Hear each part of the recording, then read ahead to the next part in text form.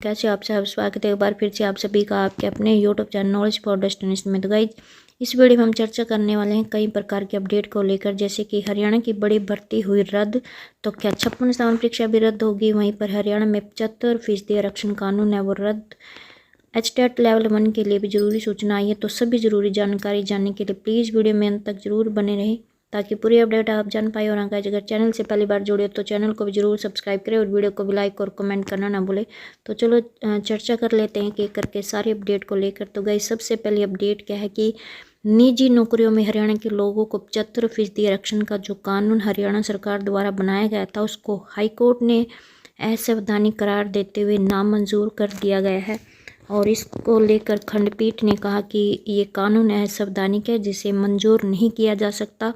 इस पर फैसला सुनाते हुए उन्होंने कहा कि देश के नागरिक कहीं भी नौकरी करने के लिए स्वतंत्र है।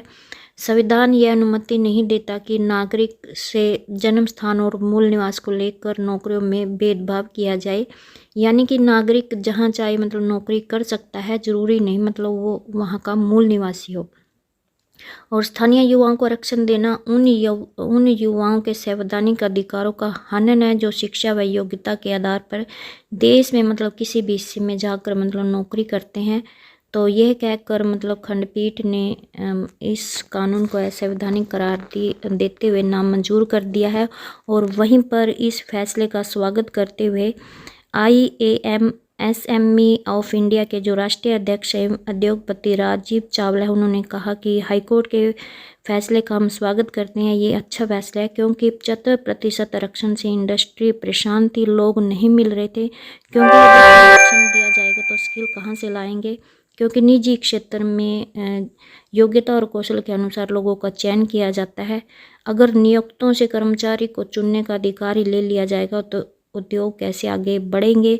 अब इस फैसले से गठबंधन सरकार खासकर जसपा को बड़ा झटका लगा है। और वहीं पर अब जो सरकार है वो सुप्रीम कोर्ट में SLP दाखिल करेगी। बाकी इसको लेकर जो भी अपडेट आएगी वो आपके साथ शेयर की जाएगी नेक्स्ट अपडेट भी। चलो जान लेते हैं। तो गाइज यहाँ पर जो वेटरनरी सर्जन भर्ती थी 383 पदों पर, उसको इस भर्ती को हरियाणा पब्लिक सर्विस कमीशन ने रद्द कर दिया है।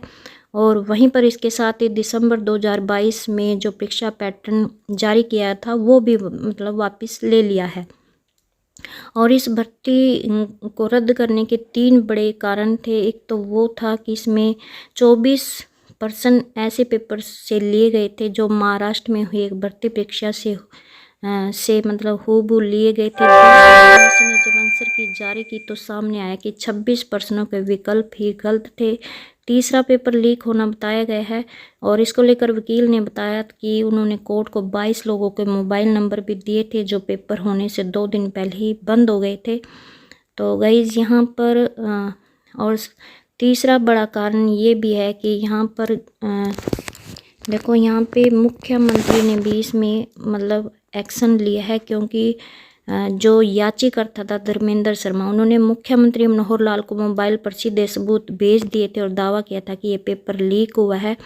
और इसकी रिकॉर्डिंग जब 20 अक्टूबर को मुख्यमंत्री ने उनसे फ़ोन किया और साथ ही बताया कि जो रिकॉर्डिंग व अन्य चीज़ें भेजी गई थी वह उन्होंने खुद सुनी है और देखी है, इसलिए भर्ती में सही एक्शन लिया जाएगा। तो गाइज अब हम चर्चा कर लेते हैं क्या जैसे ये भर्ती रद्द हुई तो क्या आपकी 56 स्थान की परीक्षा भी रद्द होगी। तो गाइज अगर केवल 56 स्थान की परीक्षा अगर हम देखें, अगर 41 सवाल रिपीट का ही मामला होता तो गाइज शायद ये कभी भी आपकी जो 56 की परीक्षा है वो कभी भी रद्द नहीं होती। लेकिन इसमें जो ठोस कारण नज़र आता है वो ये है कि एक तो जो प्रश्न रिपीट हुए हैं वो एकदम ताज़ा प्रश्न पत्र, यानी कि एक दिन पहले हुई परीक्षा से हूबहू लिए गए हैं आपके 41 प्रश्न। और जिस प्रकार 41 प्रश्न रिपीट हुए हैं उसी प्रकार इन दोनों परीक्षाओं में 56 स्थान की जो परीक्षा हुई है इसमें आप जानते हैं कि परीक्षार्थी भी उसी तरह रिपीट थे। अधिकतर परीक्षार्थी वही थे जो स्थावन की परीक्षा में बैठे थे और अगले दिन की परीक्षा में बैठे 2 दिन ज़्यादातर रिपीट जो पहले दिन की परीक्षा में बैठे थे वही दूसरे दिन वाली परीक्षा में बैठे थे। तो ये 2 बड़े कारण नज़र आते हैं। क्योंकि एक तो एक ही दिन पहले की परीक्षा से लिए गए 41%। दूसरा जो मतलब परीक्षार्थी थे वो भी मतलब रिपीट थे, तो उनको सीधा सीधा लाभ मिला है जिन्होंने ये दोनों दिन परीक्षा दी है, ग्रुप 56 की भी और ग्रुप 57 की भी।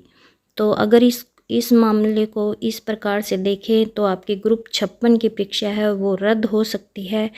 बाकी हाईकोर्ट से जो भी फैसला आएगा वो सबको मंजूर होगा। और आप सभी को ये भी पता है कि जो सिंगल बैच है उन्होंने ग्रुप सी सीटी स्कोर भी आपका रद्द किया हुआ है। अगर ये सीटी स्कोर दोबारा से संशोधित होता है तो आपकी ऑटोमेटिकली ग्रुप 56 और 57 की जो परीक्षा है वो रद्द हो जाएगी।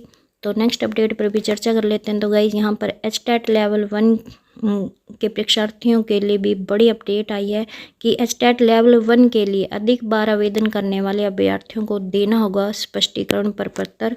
तो गाइज बहुत से ऐसे कैंडिडेट थे जिन्होंने एचटेट लेवल 1 की परीक्षा के लिए मतलब एक से अधिक बार ऑनलाइन आवेदन या फिर मतलब रजिस्ट्रेशन किया है, तो ऐसे अभ्यर्थियों के आवेदन है वो रद्द किए जा सकते हैं।